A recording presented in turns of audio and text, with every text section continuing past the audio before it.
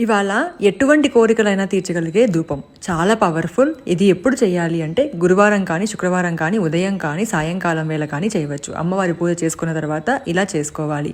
ఒక ధూపం కోన్ తీసుకోండి, ఆ దాంట్లో కప్పు ఉంటుంది కదా, అలా కప్పు సాంబ్రాణి కప్పు తీసుకొని దాంట్లో తెల్ల ఆవాలు వేసి పచ్చకర్పూరాన్ని ఇలా చేతిలో చూపిస్తాను కదా, ఈ ముద్రతో మీరు చెయ్యాలన్నమాట. ఈ ముద్ర వేసుకొని ఉత్తరం వైపు నిలబడి లేదా కూర్చొని మన నుదుటి పైన దీనిని పెట్టుకొని, ఇప్పుడు వీడియోలో చూపిస్తాను కదా, ఇలా నుదుటి పైన పెట్టుకొని మన యొక్క కోరికని చెప్పుకొని దీనిని మనం ఇక్కడ ఇదే ముద్రతో ఆ ఆవాల పైన పెట్టి దీనిని వెలిగించి ఫస్ట్ అమ్మవారికి దేవుళ్ళకి ఇల్లంతా కూడా చూపించి మీ వంటగది, ఇంటి గది, బెడ్రూమ్ అన్నీ కూడా చూపించి ఆ తర్వాత బయట పెట్టాలి.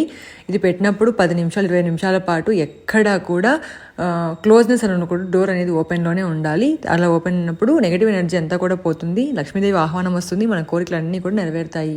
మీకు ఏవైనా పిల్లలకి ఇబ్బంది ఉన్నా కూడా వాళ్ళ భవిష్యత్తు తెలుసుకోవాలనుకుంటే ఆషో 24/7 యాప్ని ఇప్పుడే డౌన్లోడ్ చేసుకొని చక్కగా ఇప్పుడే కాల్ చేస్తే జ్యోతిష్యం ఫ్రీగా చెప్తారు.